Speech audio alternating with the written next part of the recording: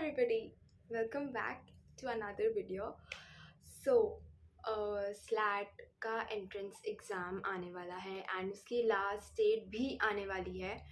तो I thought कि मैं एक बार इसे स्लैट का प्रॉपर ब्रीफ कर दूँ कि स्लैट क्या होता है एंड कौन कौन से कोर्सेज होते हैं, क्या रजिस्ट्रेशन प्रोसेस है एक्सेट्रा। तो यहाँ मेरा लैपटॉप रखा है। तो जो आपका पेपर है वो उसमें 2 बार होगा, मतलब एक 5th मई को है और एक 11th मई को है। तो बेसिकली हमारे टाइम पर तो एक ही पेपर हुआ था, बट इन लोग ने प्रोसेस चेंज कर दिया है जिसमें मतलब आप दोनों पेपर दो एंड उसका आपका जो बेस्ट होगा आउट ऑफ 2 वो चूज़ किया जाएगा। ठीक है, तो लास्ट जो डेट है रजिस्ट्रेशन की that is 12th April. And उसके बाद स्लैट बेसिकली होता क्या है, सिम्बोसिस लॉ एंट्रेंस टेस्ट होता है जिसमें 4 कॉलेजेस आते हैं, SLS Pune, Noida, Hyderabad and Nagpur. And इनका जो रैंकिंग है वो भी इसी बेसिस पर है, मतलब पहले पुणे आता है, फिर नोएडा, फिर हैदराबाद और फिर नागपुर। ठीक है, तो इसका जो रजिस्ट्रेशन प्रोसेस है वो जो मतलब नॉर्मल जो रजिस्ट्रेशन है उसकी फीस 2250। एंड उसके बाद क्या होता है कि हर कॉलेज में जैसे 4 कॉलेज हैं, 4 कैंपस हैं, उसमें 2-2 कोर्सेज हैं, BBA LLB और BA LLB। तो दोनों का अलग अलग रजिस्ट्रेशन होता है। जैसे अगर आपको पुणे में BBA LLB भी चूज़ करना है और BA LLB भी चूज़ करना है तो दोनों का आपको 1000 सेपरेट देना पड़ेगा, ऐसे ही आपको हर कैंपस का देना पड़ता है। ठीक है, तो आई वुड सजेस्ट, जैसे लास्ट टाइम ये बहुत बच्चों ने ये जब मैं गाइड कर रही थी तो लास्ट टाइम बहुत बच्चों ने ये गलती करी थी कि उन्होंने सिर्फ BA चूज़ किया था एंड BBA नहीं चूज़ किया था, BBA LLB नहीं चूज़ किया था। दोनों में डिफरेंस कुछ भी नहीं होता है, सिर्फ BA और BBA का सब्जेक्ट्स का डिफरेंस होता है, बाकी लॉ के सब्जेक्ट्स आर ऑल सेम। तो ये गलती मत करना कि सिर्फ BA चूज़ कर लिया, BBA चूज़ नहीं किया, क्योंकि BBA में सीट्स ज़्यादा होती हैं as compare to BA। Risk, अगर आपको रिस्क नहीं लेना है तो एटलीस्ट हैदराबाद तक भर दो या फिर मैक्स टू मैक्स नोएडा तक तो भर ही दो।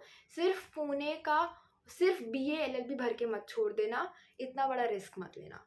ठीक है, उसके बाद जो स्लैट है वो 2 पार्ट्स में डिवाइडेड होता है। पहले तो होता है आपका एंट्रेंस पेपर, एंड जब एंट्रेंस पेपर आप क्लियर कर लेते हो उसके बाद आता है आपका phase 2 which is your writing ability test and your personal interview.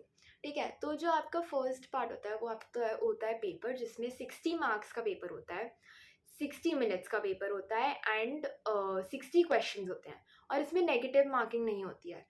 तो this is like a plus point कि आप सारे आंसर्स करके आते हो, मार्क करके आते हो, क्योंकि इसमें नेगेटिव मार्किंग नहीं होती तो आपके तुक्के भी सही हो जाते हैं। तो इसमें 5 सब्जेक्ट्स हैं, logical reasoning, legal reasoning, analytical reasoning, RC that is reading comprehension and GK।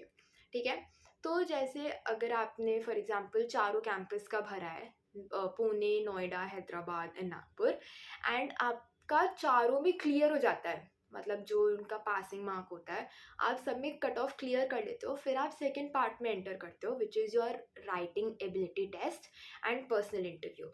तो इसमें बेसिकली क्या होता है कि रिटन एबिलिटी टेस्ट में आपको एक टॉपिक दिया जाता है एंड आपको उसके ऊपर एक एसे लिखना होता है। ठीक है, तो मतलब ऑनलाइन होता है और अराउंड 20-25 मिनट्स का होता है, तो उस पर आपको ऐसे लिखना होता है। ठीक है, एंड उसके बाद होता है आपका पर्सनल इंटरव्यू जिसमें हर कैंपस का अलग होता है। तो मतलब अगर आपने 4 कैंपस के लिए भरा है तो आपका वैट भी 4 होगा एंड आपका PI भी 4 होगा। ठीक है, तो पर्सनल इंटरव्यू में वही होता है कि आप मतलब सामने कैंपस में से जो इंटरव्यूअर होते हैं वो आपसे क्वेश्चंस पूछते हैं एंड स्टफ, तो उसके लिए आपको CV बनानी होती है। तो this was all about your what is slate, slate में क्या क्या आता है एंड कितने पार्ट्स होते हैं। तो मतलब ऐसे बहुत शॉर्ट वीडियो मैं बनाना चाहती थी ताकि आपको मैं बता सकूं कि स्लैट आने वाला है, तुरंत तुरंत भर दो।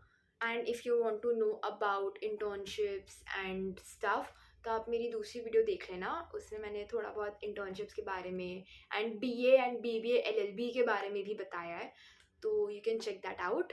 And yes, if you need any help comment में डाल दो या फिर टेलीग्राम ग्रुप ज्वाइन कर लो, I will help you there. Cool, bye bye, all the very best.